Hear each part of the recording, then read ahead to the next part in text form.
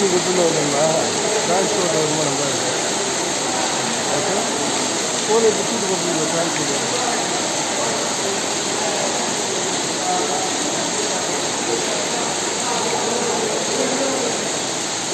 வேறு எந்த தொழிலும் மட்டமாக இருக்காது.